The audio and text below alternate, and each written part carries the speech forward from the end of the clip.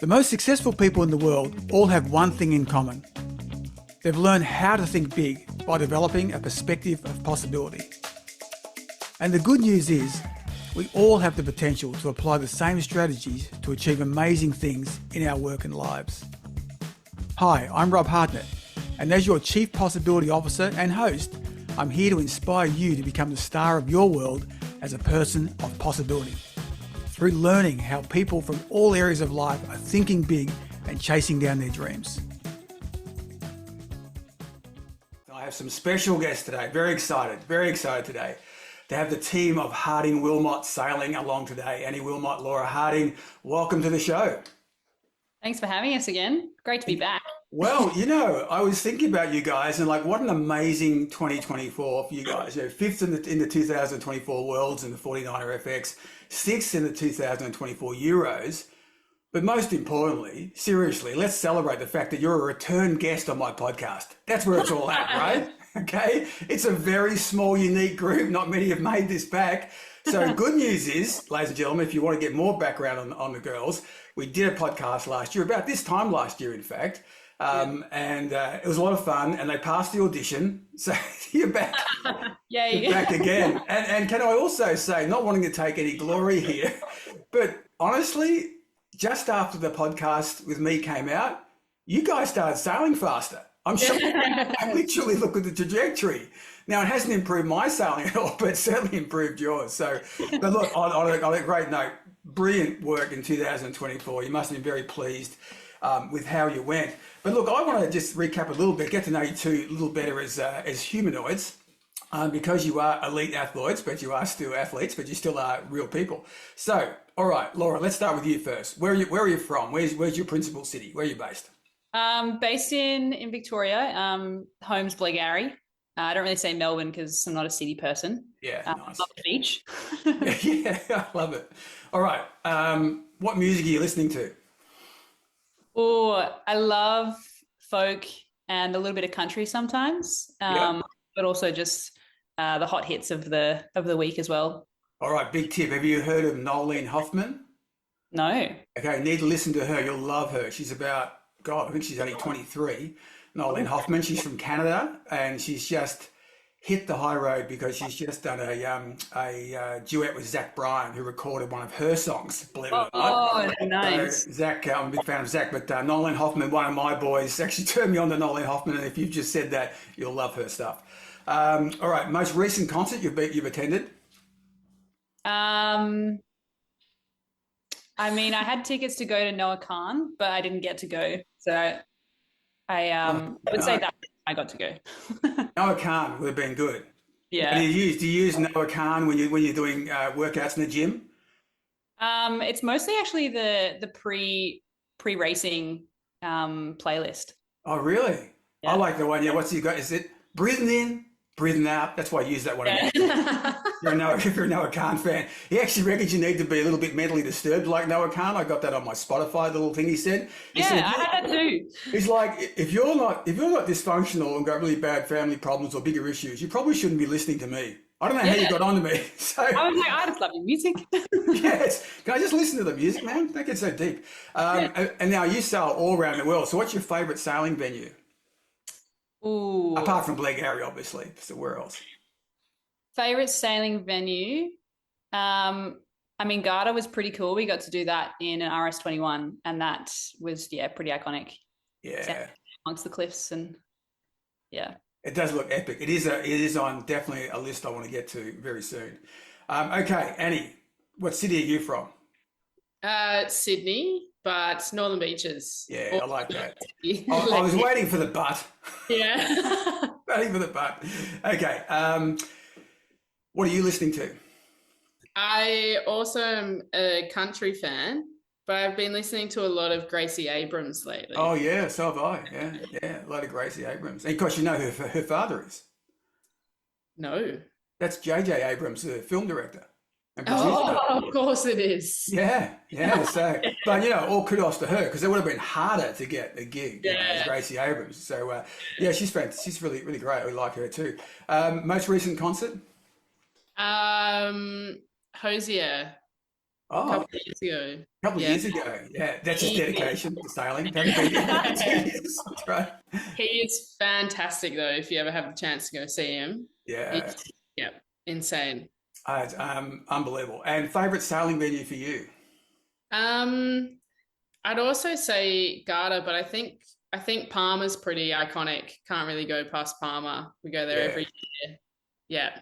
Yeah, it's a good one to look forward to. I must admit, there's probably great regattas you guys look forward to as you plan out, the Yeah. European circuit. Yeah, fantastic.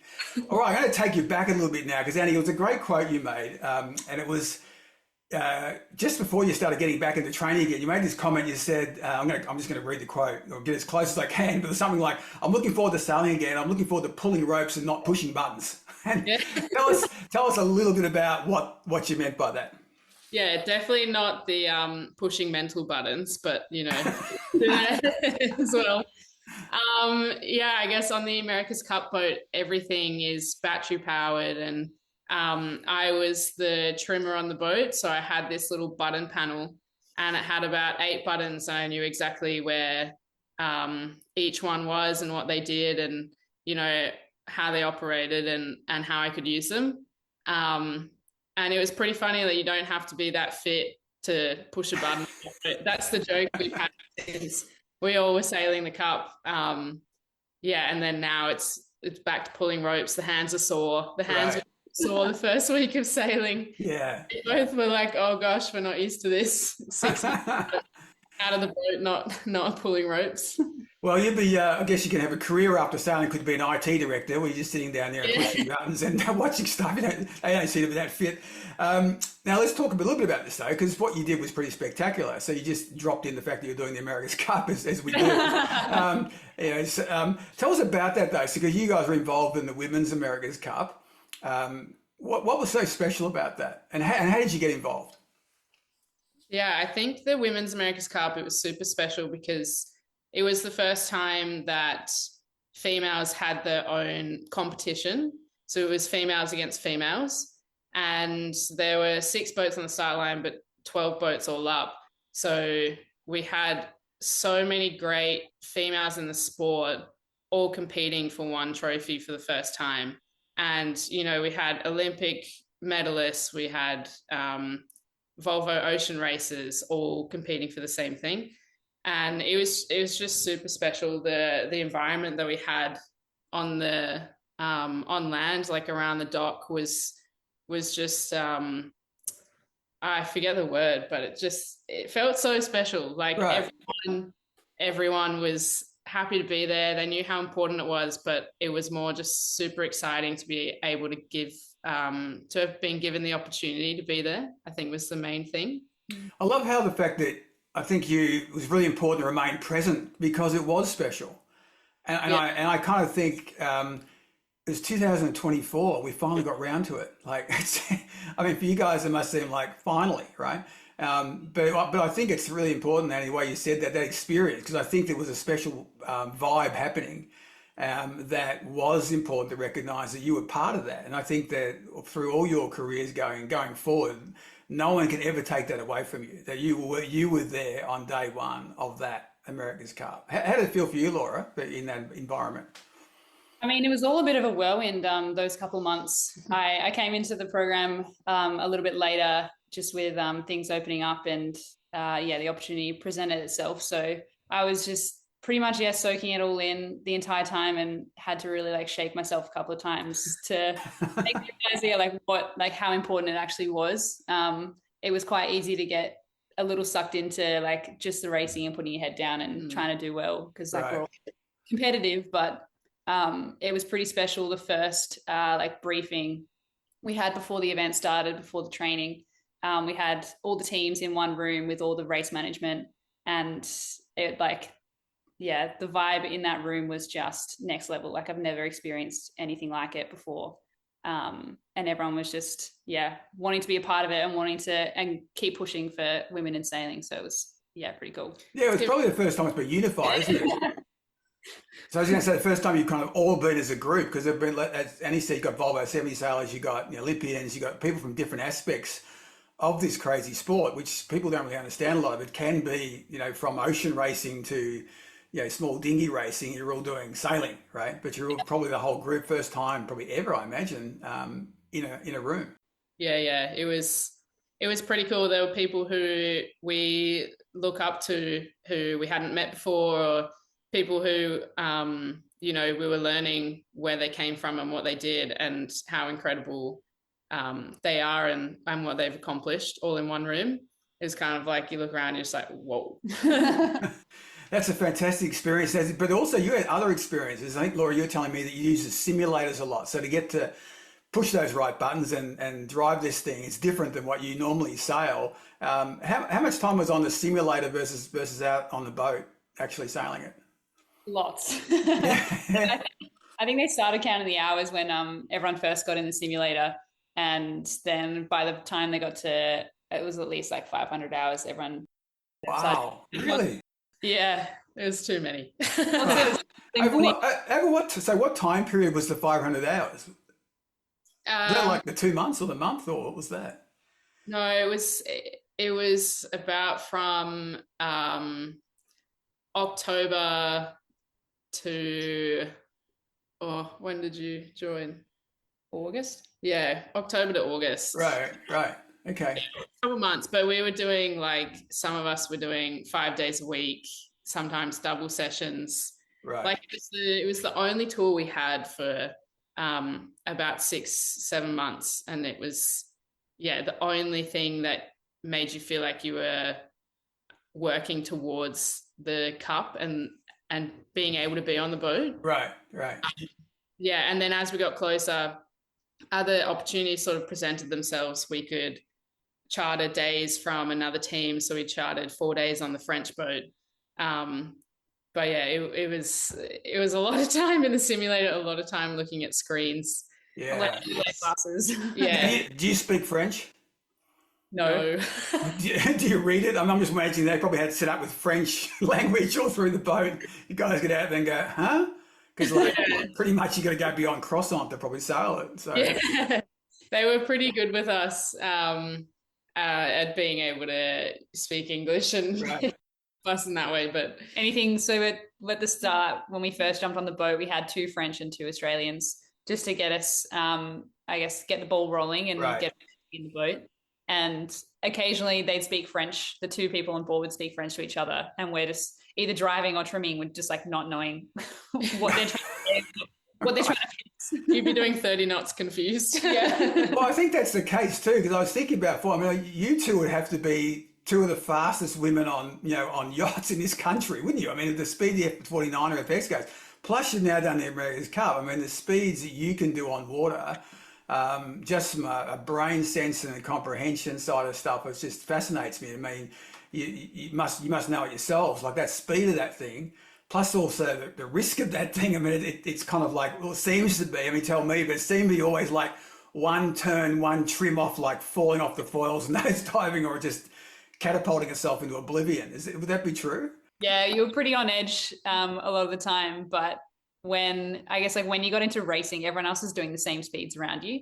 Right. So it still felt a little bit like slow-mo, but then when things go wrong, it kind of catches up to you and you realize how quick you're actually going. Right. Yeah, it's that relative speed. I think it's when you say it's in slow-mo, for all of us, it's like super fast, but for you, you're kind of slow. Yeah. Slow it down. It's really, and I think that's something you guys, your brains are working so well like that. I remember the Formula One driver, Jackie Stewart. Have you ever heard of him? And he won multiple Formula Ones, but he was racing in Monaco, which is a really tight track. And he came after practice, he came into the pits, and he's talking to his mechanics. He goes, "It's unbelievable." And they go, "What's that, Jackie?" And he goes, "On turn 3, on the wall, there's like 2 beautiful flowers growing out of the wall. How do they grow out of the wall?" And they're going, "How the frick do you see that?" Right? But it was so slow. He was like, "Oh my God, check that. I wonder how to," and it's like, he's so used to going at that particular speed.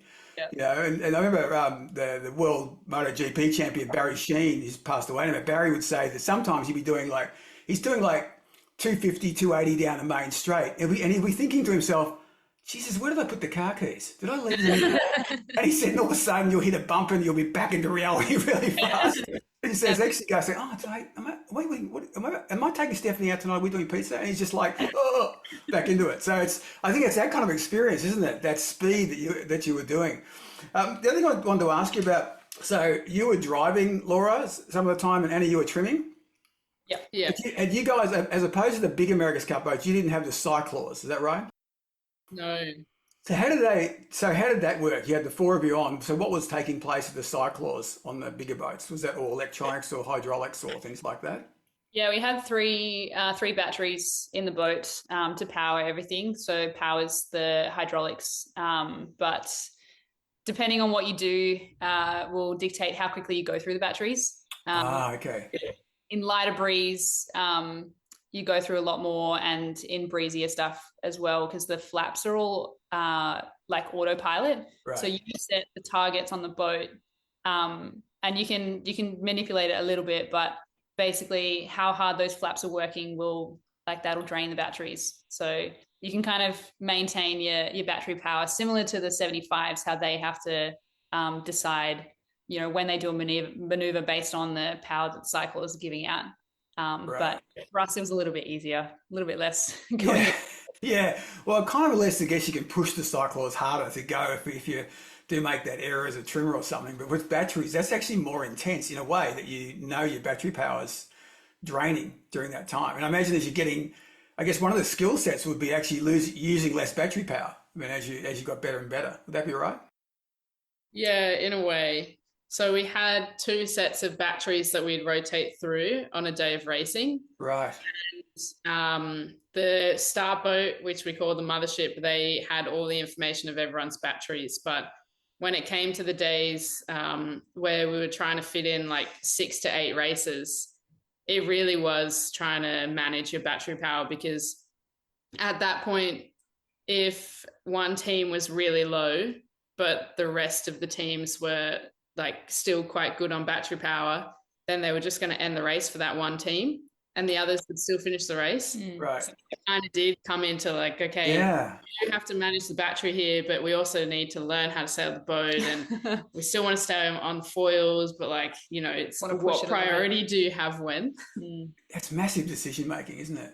Yeah, it was a very, very different experience than pull the sails on and we have power. Yeah, and then off you go sailing. That's fascinating that would occur. And the other thing I was going to ask you was, I remember seeing a photo, Annie, of you right out on the pole, like on the front of the boat. And when I first saw it, I was like, I forgot what it was. And I was looking at it and I was like, oh, the tack line must be jammed or something, right? I'm thinking the tack line off the pole for an assy, and I'm going, I must be jammed up. Annie must be fixing the knot. And then I go, hang on, this thing, what the hell is she doing? And I think you were, correct me if I'm wrong, but I think you were doing, was it the wind instruments at the front that you were sorting out? Yeah. So at that time, the training days, we were allowed to use a GoPro. Yeah, okay. So for us, it was a massive benefit to have the GoPro on the front of the boat and on the back of the boat, just to get as much information as we could possible. The same way you'd put a GoPro on a 49er or any other boat. And so we're trying to change the batteries of the GoPros because they run out pretty quickly. It was a really wavy, windy day, and it was a tough job. So I had to get Olivia. I needed a friend to help hold me in case I fell off. Okay. I hadn't been up there before. No, that was scary.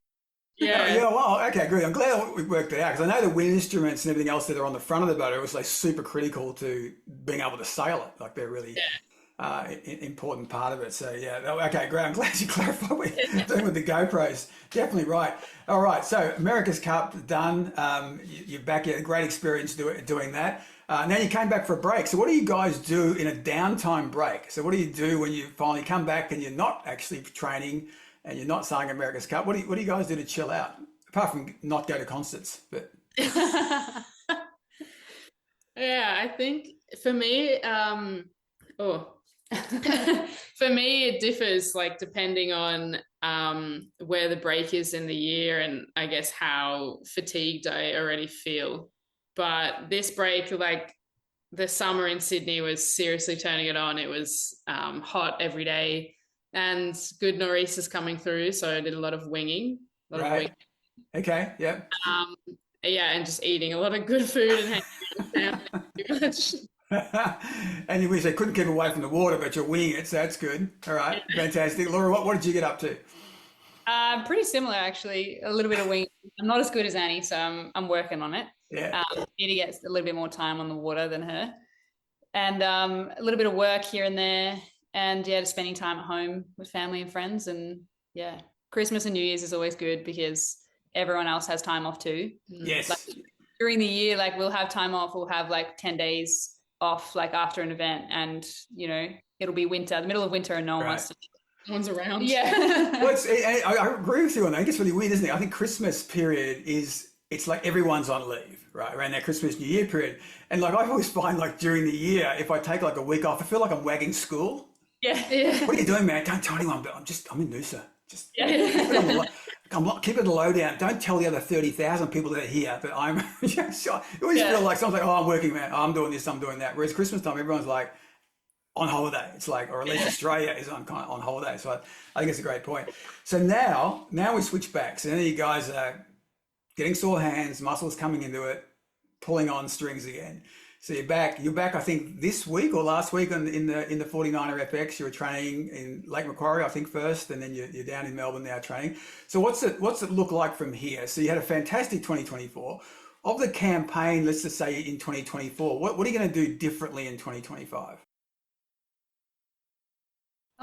I think we're going to change our priorities a little bit up for the first year of the quad. Obviously, like you don't want to go all in for the first year and kind of spend all your energy and money too in the first year. You got to pace yourself a little bit, but still tick off boxes that you want to work in the right direction. So yeah, I've got to get a little bit of uni done, so spend a little bit more time in Melbourne and actually going to uni campus. Yeah, it's a bit of a change to the last couple of years. So yeah, we'll balance that with the training and the racing that we've got in Europe. So the moment we'll do at least like 3 European trips, do the Europeans and the Worlds later in the year, and go to Palma in like 6 or 8 weeks time from here. And he's counting it down, by the way. She can tell you exactly the hours and days to Palma. Yeah, she looks at dates all the time. She's good.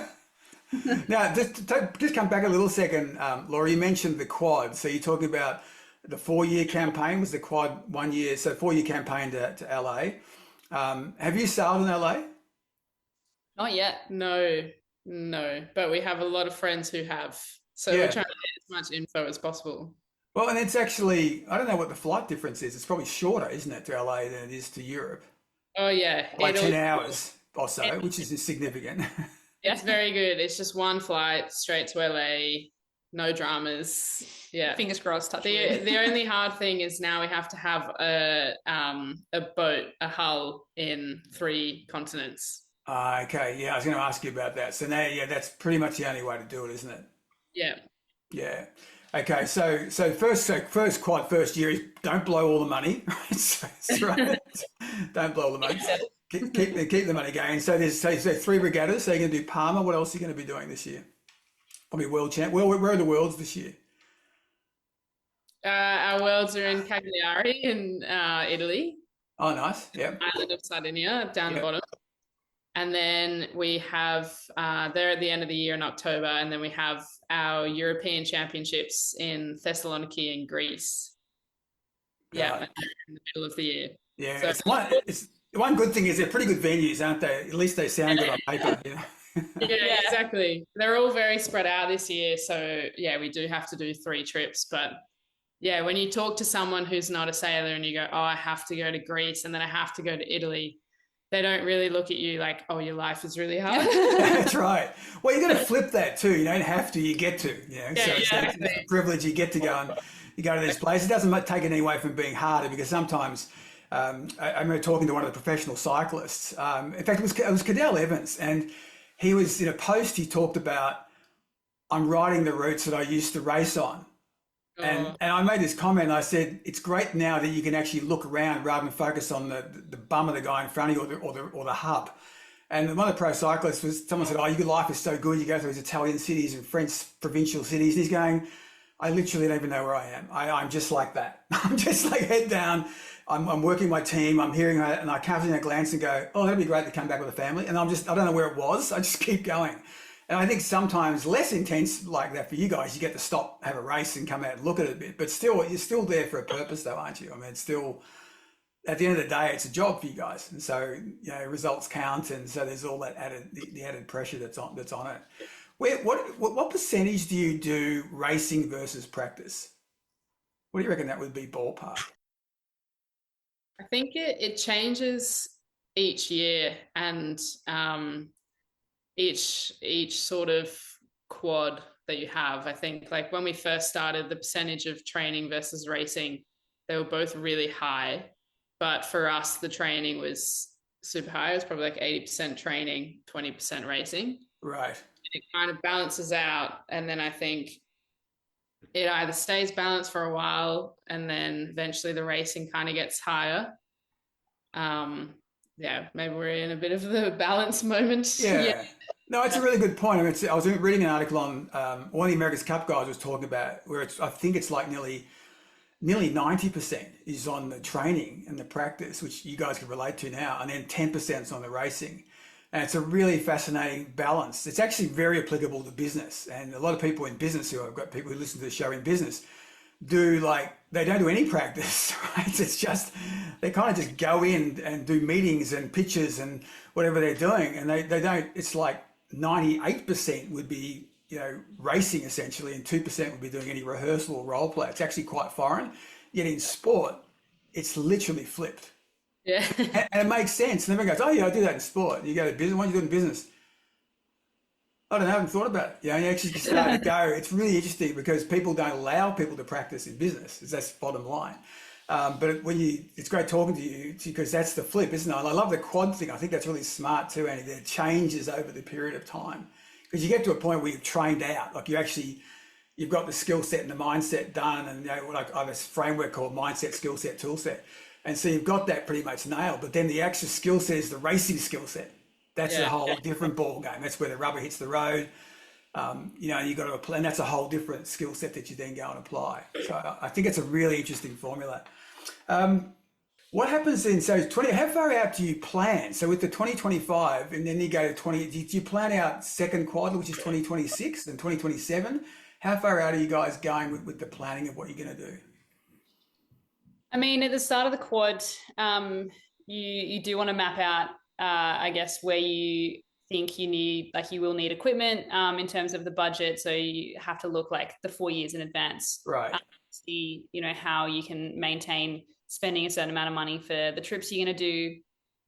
In terms of the calendar, doesn't really come out until like the year before. So we can't really plan every trip we want to do and how we're going to work the racing training balance where we do that. So that kind of comes into play about the year before. But in terms of what we do over the 4 years, we've had, many sit down meetings about how we want to operate during the 4 years and how we want to lead up to 2028. So everything, you have to start bigger picture and then talk finer details. But yeah, we do always think about the 4 years as to like what we're going to do in the next couple of months and how that's going to impact like the journey over a long period of time. Yeah. How and how do you know the qualifying? Do they give you the qualifying regattas? Like for you to be selected for LA, how far in advance do you know what the qualification is going to be? What regattas are going to choose, or what you need to do, which ones you absolutely need to attend to, which ones are kind of nice to have?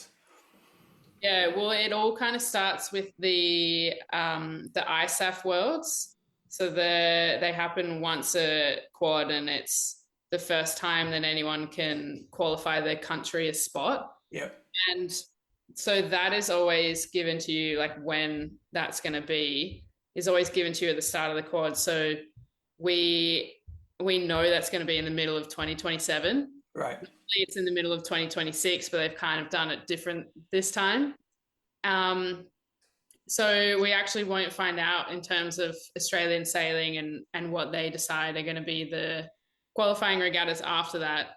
We don't really know until it gets to about 2027, the start of the end of 2026, when it sort of gets closer to what is really happening, essentially, then we find out. Yeah, it's. I mean, that's a really interesting scenario to be in, isn't it? But it's not unlike forecasting and thinking ahead. You know, someone said, there's a great quote, someone said, which is like, you know, on your car headlights, or, you know, kind of, you can see the next 30 meters, you can't see the next 100 kilometers, right? You just got to know where you're going and have a direction. But it is kind of foggy in a way, isn't it? But you know, there's these milestones, you've got to kind of wait for them to come out and be clarified. You just know they're there. Yeah, and you can generally guess where they're going to be. Like, they're going to be a Worlds, they're going to be Euros, they're going to choose the bigger events. Yeah, so you can generally guess it, but it's exactly what you said. It becomes way more clear the closer you get to it. Yeah. I guess there's going to be some I'm imagining there's going to be some in LA beforehand. Yeah, potentially. We do have a Worlds there, or they're trying to get a Worlds there in 2026. Right. But yeah, again, it all plays out eventually. Yeah, well, the only difference will be a bit, you know, English speaking will be a bit different, I guess. Flying a little less, feel a little bit closer, I imagine, than what it is when you're traveling over to Europe. So you know the selections, you're all pumped up for going here. Where do you keep your boat in Europe? Just by the way, do you have it centrally? Like, where would you keep your boat in Europe? What's the smartest place? We always keep it in Barcelona. It just seems to be like the first event of the year is always in Palma. Okay. Most of the time. So yeah, we always fly into Barcelona. It's just there's a storage place, like a sailing storage place, that we pay to leave everything there over the Australian summer. Is that in the marina? Is that in the marina there, near the marina? No, it's a little bit further out. It's about a 40-minute drive from Barcelona, from the city. Right. Great place. Yeah. Yeah, it's pretty handy. Yeah, it's a big shed, so everything's undercover, everything's tucked away for the months that we're at home. Right. Yeah, nice. And so now you're thinking we're going to probably have to get a boat in the US at some point. Yeah. All right. We'll deal with that when it comes. We'll talk about that. Any benefactors listening, looking to provide a boat, please do message the girls. Now, speaking of that, how do people find out more about you guys and give you money and stuff like that in boats? So what are all your socials? Well, I'll put them on on all the information as well, but just give them to us now. So we have the same handle for all of our social media. It's just Harding Wilmot Sailing.